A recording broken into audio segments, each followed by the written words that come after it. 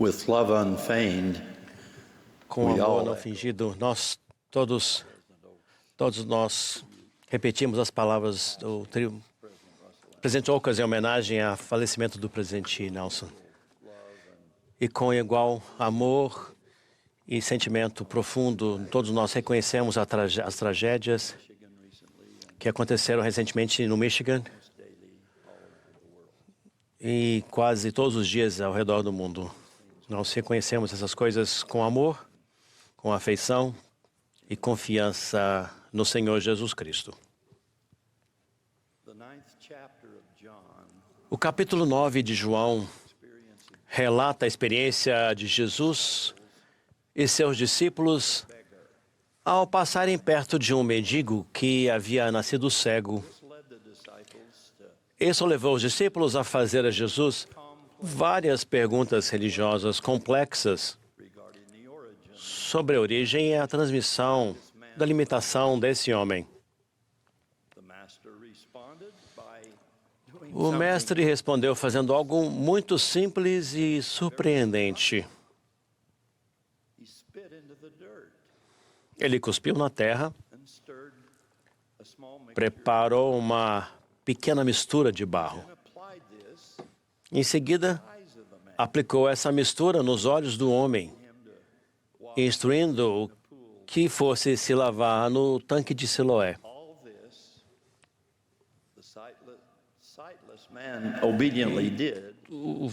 O homem cego obedeceu a todas as instruções e, conforme relata a Escritura, voltou vendo.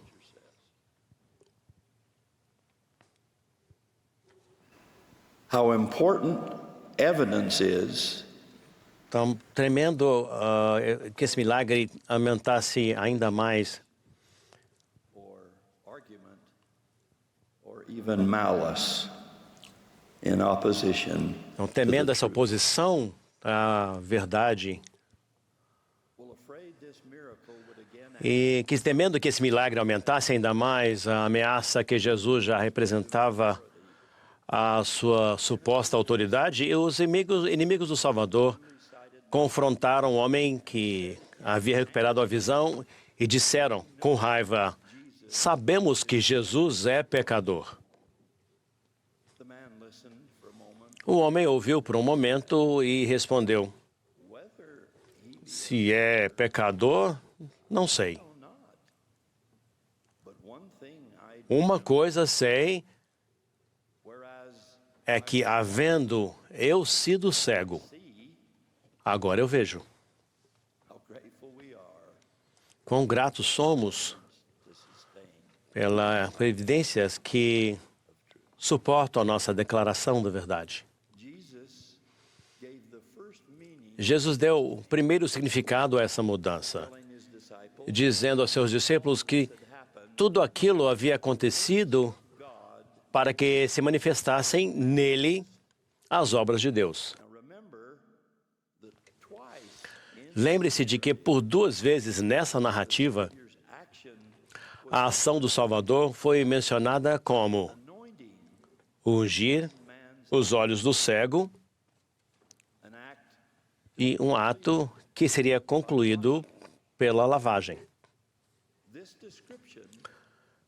Essa descrição de que se manifestassem nele as obras de Deus poderiam possivelmente sugerir a realização de uma ordenança. Outra verdade que é evidente aqui são os instrumentos usados pelo Criador do céu e da terra, e todos eles, tudo que ele usou para realizar esse milagre foi saliva e um pouco de terra. Esses ingredientes aparentemente improváveis declaram que Deus pode nos abençoar por qualquer método que Ele escolher. Assim como Naamã hesitou diante do Rio Jordão, ou os filhos de Israel se recusaram a olhar para a serpente no cajado. é muito fácil para nós ignorarmos a fonte de nossa redenção, porque os meios parecem, ou os instrumentos parecem vergonhosamente simples. Mas nos lembramos, por meio do livro de Mórmon, que algumas coisas são tão claras quanto preciosas. E que antes do nascimento de Jesus, seria profetizado que ele não teria forma nem formosura, e olhando para nós, para ele, nada veríamos em sua aparência para que o desejássemos. Quantas vezes Deus enviou sua majestosa mensagem por meio de uma presidente da Sociedade de Socorro recém-chamada e muito ansiosa, ou por um menino sem instrução em uma fazenda de Nova York, ou em um bebê deitado, ou um missionário novinho, ou um bebê deitado em uma manjedoura. E se as respostas às nossas orações vierem de maneira simples, incomum ou até complicada? Estamos dispostos a perseverar tentando viver o Evangelho de Cristo sem nos importarmos com quanta saliva e barro são necessários? Pode não estar sempre claro para nós o que está sendo feito ou por quê. E de vez em quando, todos nos sentimos um pouco como uma irmã idosa que disse: Senhor, que tal uma bênção que não esteja disfarçada? Considerem a verdade de outra evidência esta a respeito do santo sacerdócio. Ao documentar a organização da Igreja Meridiana, a primeira linha de Lucas diz: E convocando os seus 12 discípulos, deu-lhes poder e autoridade.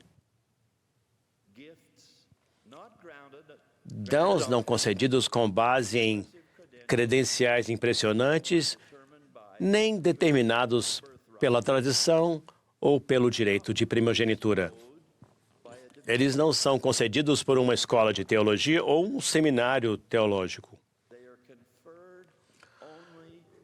São conferidos apenas pela imposição de mãos de alguém sobre quem já haviam sido impostas mãos autorizadas, numa sequência ininterrupta que remonta à fonte de toda a autoridade divina. É o Senhor Jesus Cristo.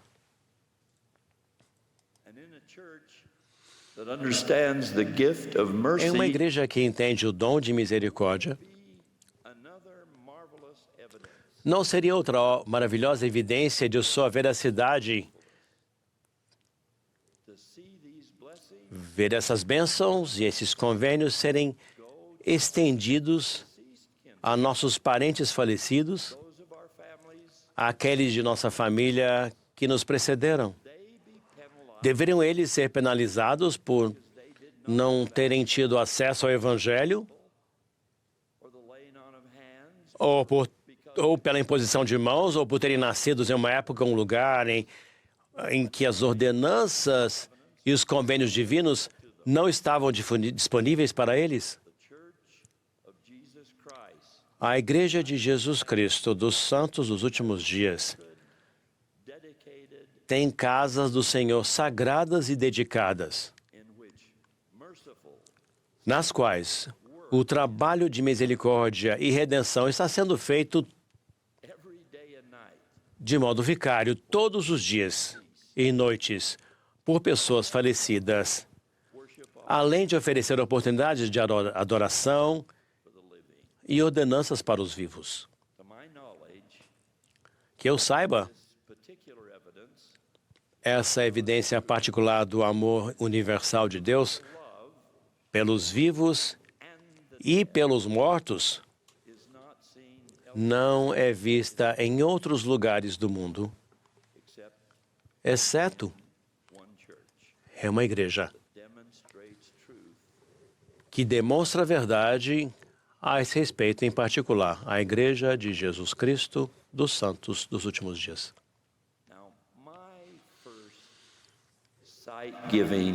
Minha primeira experiência que me trouxe visão e vida com uma evidência real da verdade não aconteceu com barro ungido e nem no tanque de Siloé. Não. O instrumento da verdade que trouxe minha cura do Senhor veio como páginas de um livro. Sim, o livro de Mórmon, outro testamento de Jesus Cristo. Eu amo livros e já li vários livros.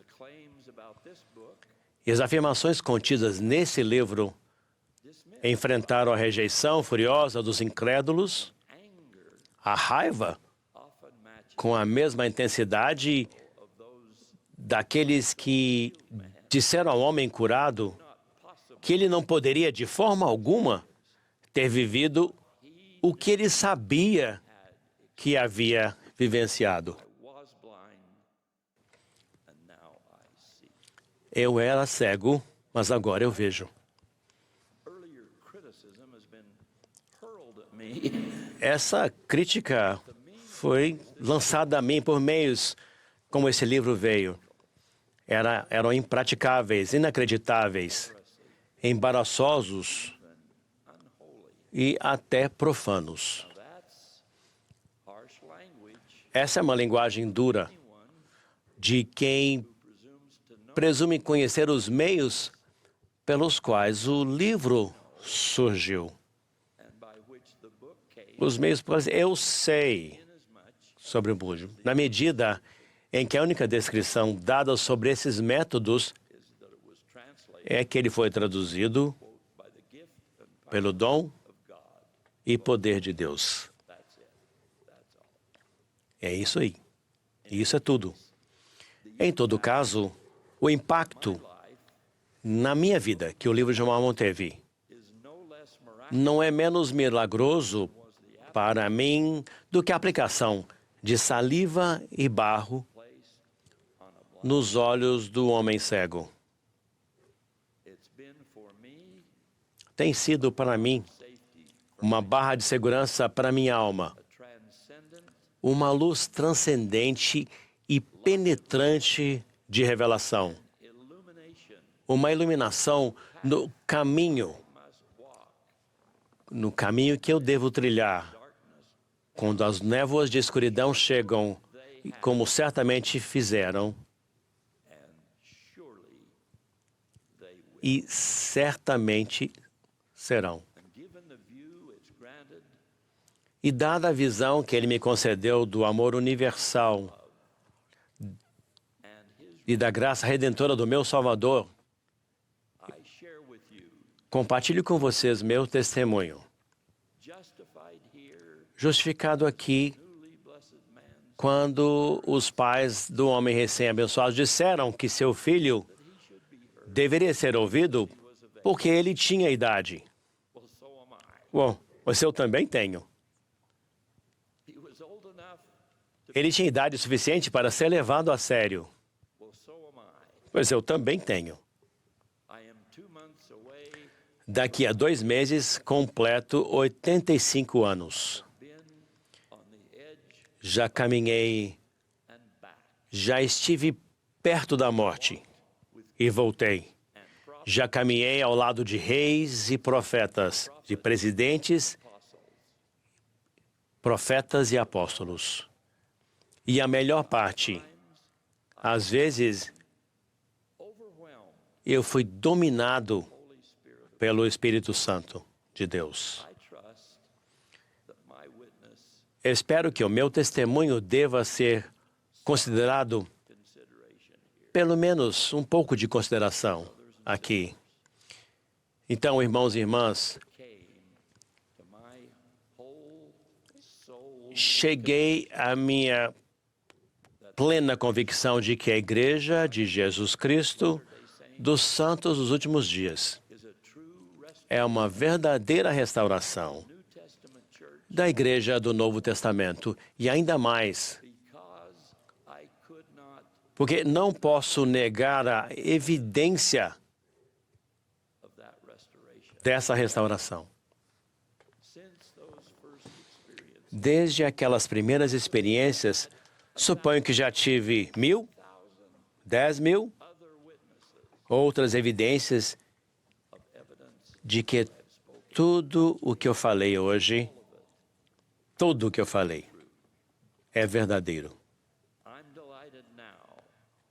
Sinto-me feliz agora por me juntar a meu amigo escolhido nas ruas de Jerusalém,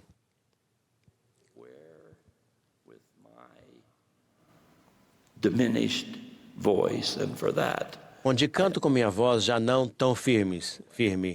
Eu me desculpo, mas ainda assim eu canto. Sublime graça me salvou.